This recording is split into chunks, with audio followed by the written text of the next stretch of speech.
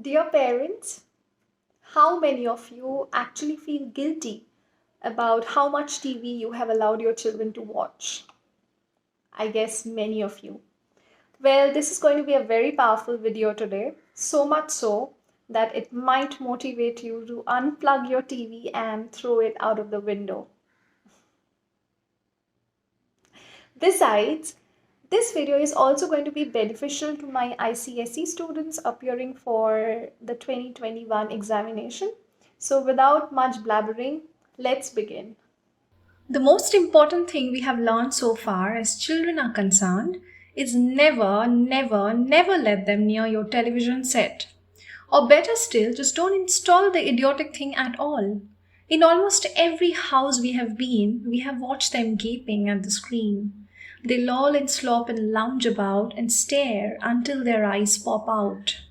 Last week in someone's place, we saw a dozen eyeballs on the floor. So, the most important thing to be kept in mind while raising our children is to ensure that we do not let them sit near the TV for longer hours. And also, can you see the use of capital letters here and the repetition of the word never? It refers to the intensity of how the poet feels about the subject, which is the television here. And also, if you notice the poem closely, you'll see that he hasn't really broken the poem into separate stanzas. It's like a continuous chain of thoughts in Roald Dahl's mind, like no separate stanzas at all, the way we usually use in traditional poetry. So, also you could observe that very strong language is used here, and the poet is replete with figurative devices. So, as you can see, the poet says, or better still, just don't install the idiotic thing at all. So, the poet refers to the TV as an idiotic thing, giving it a negative connotation. And also, we have watched them gaping at the screen. They loll and slop and lounge about and stare until their eyes pop out. Last week, in someone's place, we saw a dozen eyeballs on the floor. So, of course, he has indulged in a bit of exaggeration here, which is hyperbole. The kids stare so hard at the television screen that their eyeballs seem to fall off on the ground. So this is definitely exaggeration, and it does, give a very amusing twist to the poem and makes it very engaging and interesting for the readers as well. They sit and stare and sit until they are hypnotized by it, until they are absolutely drunk with all that shocking, ghastly junk. Oh, yes, we know it keeps them still. They don't climb out the windowsill. They never fight or kick or punch. They leave you free to cook the lunch and wash the dishes in the sink. But did you ever stop to think, to wonder just exactly what this does to your beloved tot? So, from these lines, you can see the kids are literally hypnotized by the TV. Moreover, we all know TV is a huge time sink, right? Because it keeps you indoors and on your couch. And when a child is totally engrossed in watching TV, he no longer causes any trouble or mischief to the parents, like kicking or punching each other, climbing out of the windowsill. So the parents are relieved, and they feel free to carry on with the household chores without any interruption or trouble. But the poet says this directly affects the child. Okay, he says it directly affects the intellectual development of the child, the intellectual growth of the child, because this might give you a temporary relief, but it is so dangerous. It is dangerous enough to spoil your creativity. It rots the sense in the head, it kills imagination dead, it clogs and clutters up the mind, it makes a child so dull and blind he can no longer understand a fantasy, a fairyland. His brain becomes as soft as cheese, his powers of thinking rust and freeze, he cannot think, he only sees. So the poet shifts into a more aggressive tone here, and everything has been written in capital letters, as you can see, because it emphasizes the harmful effects of TV. And he says that it kills imagination dead, it clogs and clutters up the mind, it makes a child so dull and blind he can no longer understand a fantasy or fairyland. Because a fantasy, Fantasy and creativity are very, very crucial for the appropriate development of the brain and the ability of the child to fantasize, the ability of the child to explore alternative scenarios and, think of the other reality, creates a brain that enables the child to be creative, that enables the child to think outside the box, and so that the child develops the power and the capacity to respond to various situations, to various struggles later in life.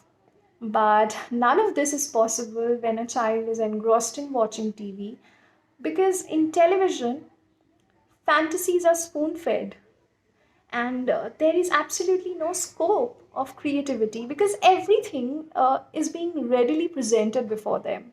So they no longer have the capacity or the or the capability to comprehend abstract concepts. They become unproductive, their brain rots, and it becomes as soft as cheese. This is again a figure of speech being used, which is a simile. Simile is the comparison of two dissimilar objects using the words like or as. So his brain becomes as soft as cheese, his powers of thinking rust and freeze. He cannot think, he only sees. Important lines. All right, you'll cry, all right, you'll say. But if we take the set away, what shall we do to entertain our darling children? Please explain. We'll answer this by asking you what use the darling wants to do. How used they keep themselves contented before this monster was invented? Have you forgotten? Don't you know? We'll say it very loud and slow. They used to read. They would read and read and read and read, and then proceed to read some more. Great Scott! Gadzooks! One half their lives was reading books. The nursery shelves held books galore. Books cluttered up the nursery floor, and in the bedroom by the bed, more books were waiting to be read. You know, Roald Dahl was a man who lived during a time of great many inventions and discoveries, including that of the television. But he was not really ecstatic or excited by this, by the social and scientific progress and development that took place during his time. He is rather hankering, he is lamenting for the olden times where life was simpler and people found joy, people found happiness in the little pleasures of life. So here he's associating television with the loss of innocence. And he is saddened to see that children these days no longer read books as ardently they used to in the past. And this is what he wishes to change. He wishes to change this pattern of living among the children. So in the olden times, there would be books everywhere, on the nursery shelf, on the ground, in the bedroom, by the bed, maybe by the bed on the table, and there were more books to be, waiting to be read by the children. And in the earlier times, the children would read so much, and they would never get tired of reading. So he uses the interjections, gadzooks, great Scott. So this is an expression of amazement. This is an expression of surprise and the wonderful capacity of reading among children, which is long lost today. You see, let me give you an example. Suppose if you are reading a book, and when you read the lines, it was a beautiful morning, you immediately start to paint a picture of a beautiful morning in your mind. Now, this image of a beautiful morning will be different for different readers, but one thing is certain, every reader draws a mental picture. On the other hand, when you're watching a beautiful morning on television, the image is already drawn for you, right? So, and the image is the same for every viewer. There is absolutely no room for any sort of imagination. So, because you simply become passive. You become a passive recipient of someone else's imagination, and how can that be good for your creativity? How can that be good for your creative development? It can't be. So he says the nursery shelves held books galore, books cluttered up the nursery floor, and in the bedroom by the bed, more books you are waiting to be read. So, quite interesting lines here. Such wondrous, fine, fantastic tales of dragons, gypsies, queens, and whales, and treasure isles and distant shores where smugglers rode with muffled oars, and pirates wearing purple pants, and sailing ships and elephants, and cannibals crouching round the pot, stirring away at something hot. It smells so good. What can it be? Good gracious, it's Penelope. So the poet marvels, at the sheer love of reading that children had in the earlier times. And children used to read such well crafted, fantastic stories. They would read about the gypsies, about the dragons, about the whales, about the islands that had hidden treasure in them. They would read about the pirates sailing the ship and the elephant, and they would also read about these cannibals, about the stories of cannibals, gathering around this pot, the cooking pot, where they would be really focused on stirring their dishes. And the dish smelled so good that perhaps they assumed they might be cooking Penelope, since they are cannibals. So Penelope refers to this very beautiful and much sought after wife of the Greek hero Odysseus. So, children would read such fantastic stories that had so much of adventure in them, extraordinary adventure, that would, transport them to the world of fancy and imagination, and in a way it does enrich their creativity. So, and these book had a huge range of these amusing characters. Let's read who these characters are. The younger ones had Beatrix Potter with Mr. Todd, the dirty rotter, and Squirrel Nutkin, Pigling Bland, and Mrs. Tiggy Winkle, and just how the camel got his hump, and how the monkey lost his rump, and Mr. Toad, and bless my soul, there's Mr. Rat and Mr. Mole. Oh, books, what books they used to read, those children living long ago. So here, the poet is telling that the children would read about stories written by Beatrix Potter, who was quite a famous author during those times, a very famous British author. And here he talks about the names of the characters here. Mr. Todd, Squirrel Nutkin, Mrs. Tiggy Winkle, and all these characters inspire one to think. For example, you see, the Squirrel Nutkin loved nuts so much that he would spend all his day gathering them. And then we have Pigling Bland was probably a boring, dull young pig. And Mrs. Tiggy Winkle was perhaps a very loving, affectionate, cordial old lady. Very unusual, funny tales that did tickle the imagination of the children, and it would also make them laugh. So the poet ends the stanza here with the world of books, showing that the world of books is never ending. So please, oh please, we beg, we pray, go throw your TV set away. And in its place, you can install a lovely bookshelf on the wall. Then fill the shelves with lots of books, ignoring all the dirty looks, the screams and yells and bites and kicks, and children hitting you with sticks. Fear not, because we promise you that in about a week or two of having nothing else to do, they'll now begin to feel the need of having something to read. And once they start, oh boy, you watch the slowly growing joy that fills their hearts. They'll grow so keen, they'll wonder what they had ever seen in that ridiculous machine, that nauseating, foul, unclean, repulsive television screen.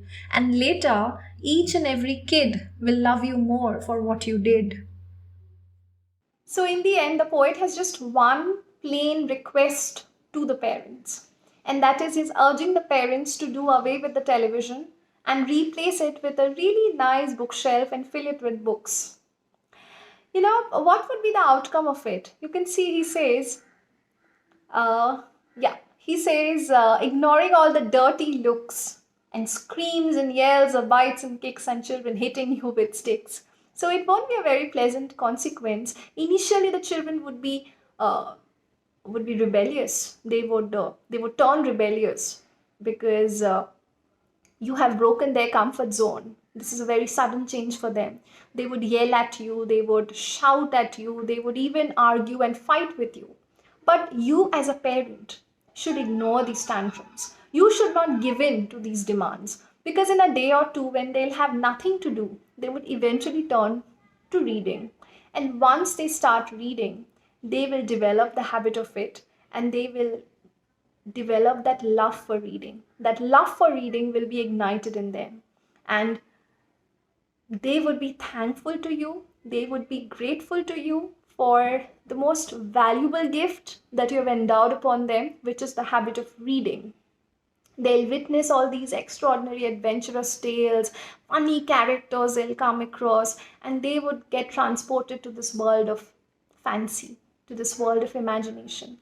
And eventually, they would realize that how much time they had wasted in consuming all that filth, all that foul content, all those morbid shows which are being aired on television.